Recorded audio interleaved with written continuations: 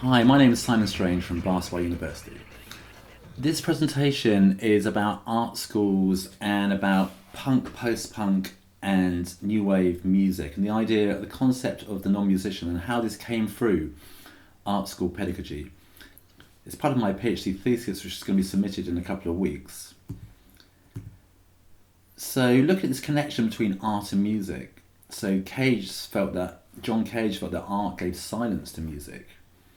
So hierarchies were realigned in connection to sonics, instrumentation, structure and participation through this connection between art school and these different music genres. And bands and music at art school tended to have like an anti-rockism kind of feel, which I call it. So summing up, it's the ideals of conceptual artistic creation, its reflective pedagogy, and the arrival of an array of creative new music with a commercial outlook, which helps to define art school and popular music interconnectivity. Recapping, I'm sure some of you know some of these bands, but the weight of bands that came through art school in the 70s is quite incredible. And I was very lucky to go through interviews with people like Roy Ascott, key teacher from Ipswich, and he taught Brian Eno there. Eno is obviously key to these scenes. Gavin Bryars, who's an fantastic experimental composer, was one of the first people was friends of Eno and one of the first people to record on Eno's label in the mid-70s. Dexter Darwood, bass player with the Bristol Cortinas, band the Cortinas, punk band. Stephen Mallender from Cabaret Voltaire. Leicester Square from the Monochrome set. Gina Birch from the Raincoats and Clive Langer, Deaf School at Liverpool, but also producing Morrissey and Madness, amongst others. So this connection between art and music. So Philip Glass liked the fact that his audience were artists. He felt under less pressure with them because they were more accepting of his work. He stated how artists were open to experimentation. So as the art world was always on the verge of something new, the music world was on the verge of collapsing. And Bryars really summed this up by saying, he looked for something that was technically simple, conceptually very clean. This was a mantra which really comes through this connection between the non-musician and art school. It's about concept, it's about having a simple idea. And Eno stated it's the discovery of your place within the world and how this manifested within art, where part of the deal was what you were believed in. So it's not necessarily about technique, it's about you as a person, as an artist, which is more important. For my research, I created a theoretical framework based on art school education. I saw art school education as actually being postmodern pedagogy, so I kind of gave it those both sort of forms, and I had the four main themes of hierarchies, really mainly looking at this a concept of unlearning and getting away from previous education and linking that to the non-musician.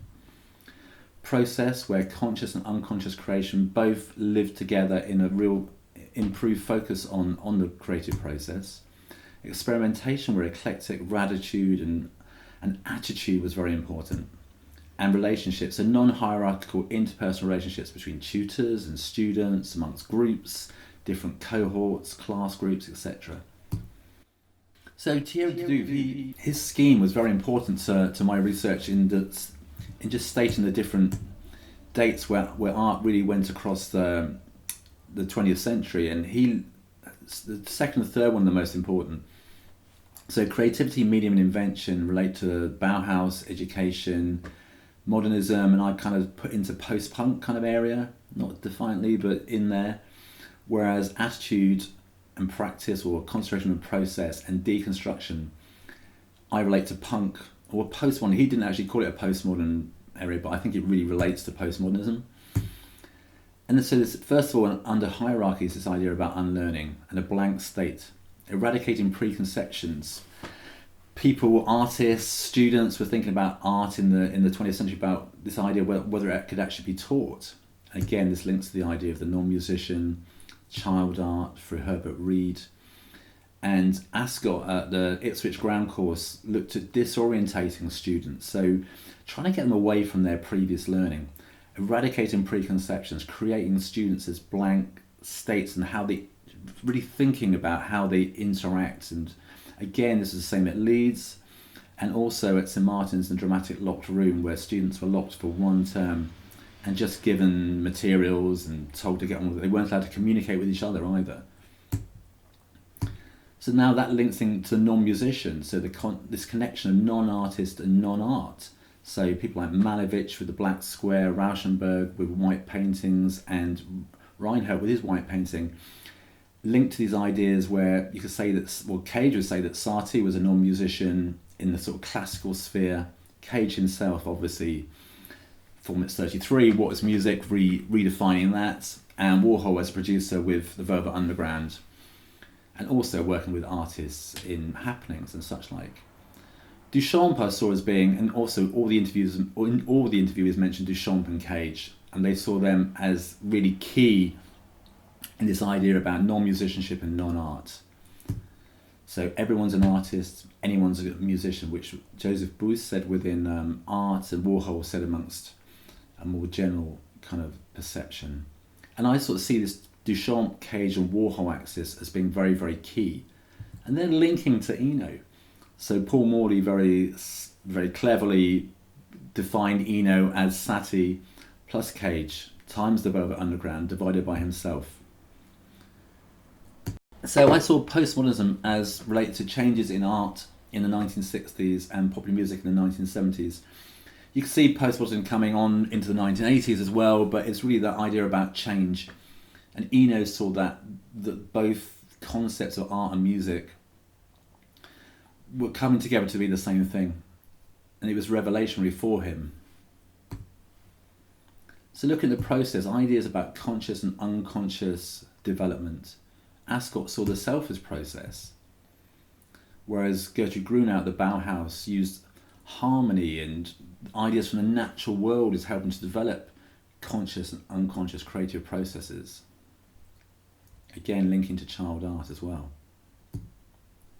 And materials, a focus on the materials, so new technologies came and helped this diagrammatic, like in that picture there, you can see like new art was diagrammatic, it was linear, it was horizontal, it was completely, it's almost as a musician, you see that more as a studio, Logic page, whatever. So it's kind of relating to tape and film. And key exhibitions such as Cybernetic Serendipity in 1968, and when Attitudes Become Form in Bern, were very key in these connecting between conceptual ideas in art and music and technology.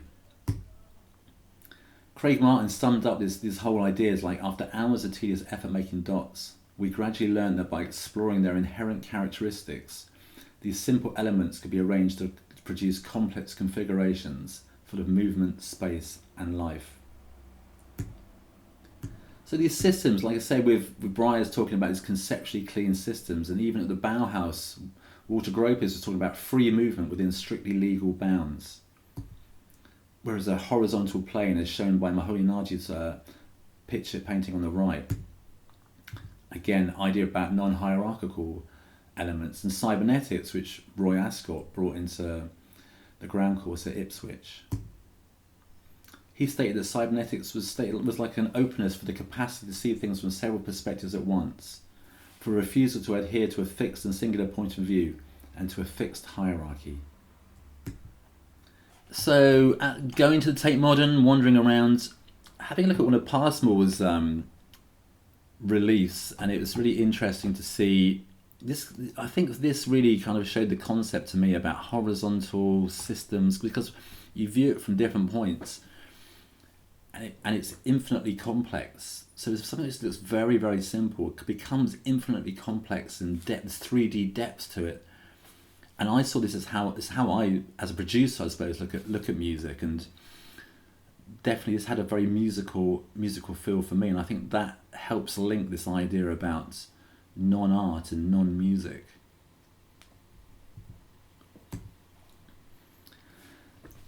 Eno talked about, like Bryars, talked about simplicity to complexity, and he did a demonstration with double pendulum. I'll show you a quick YouTube clip which shows that. And he said that simplicity for me is the magic.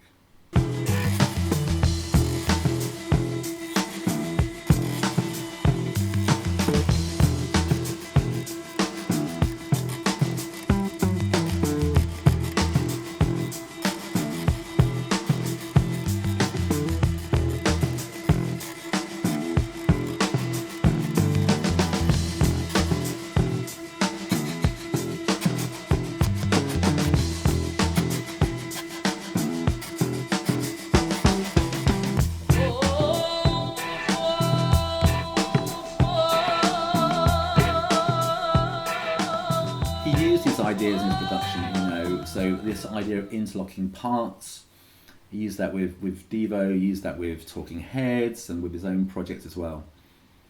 And also Manander, he liked these minimalist avant-garde ideas which didn't attach themselves to any formal processes. Again, Cabaret Voltaire were very much non-musicians experimenting, exploring. And they explored technology. They went and picked synths from local scrap shops. But it was a chance to kind of stop music, rearrange music. You didn't need to be a musician to play. And what Ina said, that one of the things that I think about being an art student is that you kind of relish the experiment. I'm just going to do that and see what happens. So from this concentration on the process, experimental ideas can come through. Wire stated how they were generally unskilled. And it was those unskilled approaches and being allowed or enthused to do whatever they wanted to do really helped them develop their music.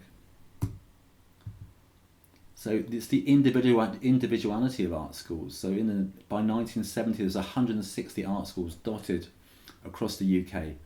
London obviously has a hub, but around them some of the most key ones were in Leeds, Newcastle, Cardiff, Bath, all these different places. Liverpool, of course, Manchester. And it was really about dismantling the old order, giving students the opportunity to be quite radical. And this really came from the Coldstream report from 1960, which, although it gave institution, it brought in the diploma of art and fine art, but it also kind of gave autonomy to individual schools to look at how they implemented it. And one very humorous and interesting part of the non-musician was the Portsmouth Sinfonia. Please have a listen if you get a sec. It's very entertaining, crazy stuff. But both Bryars, Eno and Langer are all in there. And they felt that it was the non-musicianship within the group which really helped it to be creative, it was like hilarious.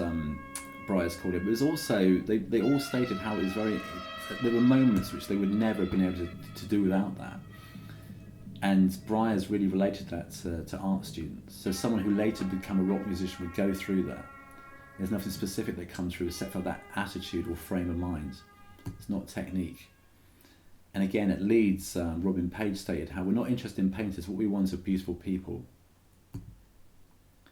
Again, this links through to radical movements. So some of the more radical schools brought things like Situationist International, where Boney Rhodes from the Clash and Specials, Malcolm McLaren for the Pistols, Gang of Four at Leeds. They were all into the Situationist International idea about embracing unemployment, fun, exploring, breaking down barriers. And again, art and language was one conceptual idea, going from Coventry, again in Leeds as well, and that really fed into post-punk and new wave through conceptual ideas.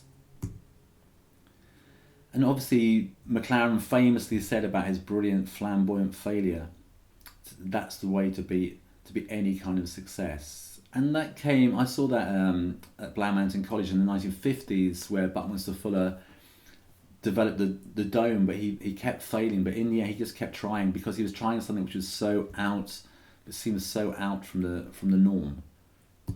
There's also an inclusivity of class at art school. So they provided the space funded by the state. So anyone, you didn't have to be traditionally trained piano playing person. Artists from all kinds were encouraged to come to art school. So artists of outstanding artistic promise through the loophole for the loopy, as stated by Frith and Horn. So punk showed these elements. There was avant-garde elements. There was a call for the non-musician. It's concentrate on the art form rather than some outdated musicianship, where simplicity of idea and action could generate a myriad of complex results. That sums it up perfectly how punk conceptual systems, processes came together. There's also Dada connections, so destruction of icons, anti-authoritarianism, and a revolutionary attitude. And also it reduced the level of rockism, so that was apparent within bloated music that helped to inspire its emergence. So there's minimalist ideas that came through. It's about deconstructing rather than reconstructing rock and roll. Again into post-punk, as called avant-garde pop by Mimi Haddon. So in parallel to Eno's systems-based philosophies, Wire took its lead in developing processes, embracing constraints. So Wire and Devo, they utilised minimal names, which kind of reflected their sonic. So the minimal song lengths, minimal instrumentation, everything was minimal. Again, Gang of Four, they were rejecting rock's traditional hierarchies. And there's a different balance between the instruments. It wasn't, the vocal at centre stage anymore. It was the bass for Gang of Four, or the rhythm side of it, which was much more important.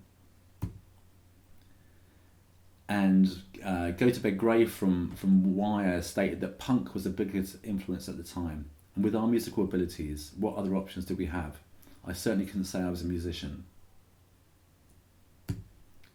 So in conclusion, I developed this postmodern pedagogical framework where hierarchies, process, experimentation, relationships develop four main themes based around a non-hierarchical art is life, life is art balance, where barriers were broken down. So unlearning. So this concept of unlearning led to the non-musician. Conscious and unconscious creation came through the process, and this greater focus on the process with technology as very much a key driver of this. Experimental and an attitude to creation, risk-taking, eclecticism, and also non-hierarchical interpersonal relationships. So scenes, or seniors as Enid would say, created around art schools and around these different groups. So the focus is more on these elements than traditional musicianship. So great, thanks very much. If you want to hear, or if you've got any comments about my work, please go onto my Facebook page, centered around, it's called Blank Canvas, and these are some of my references. So again, just mixing up arts and music literature as you'll see through there. Great, and as a bit of fun, here's an art school playlist I put together. Feel free, ISBN, to be great to turn this into an actual real playlist, but I love the kind of the mixed up elements of it. Music that was creative, but most of these tracks were commercial successes. So I think so being a non-musician doesn't really take away from being a commercial success. So thank you very much.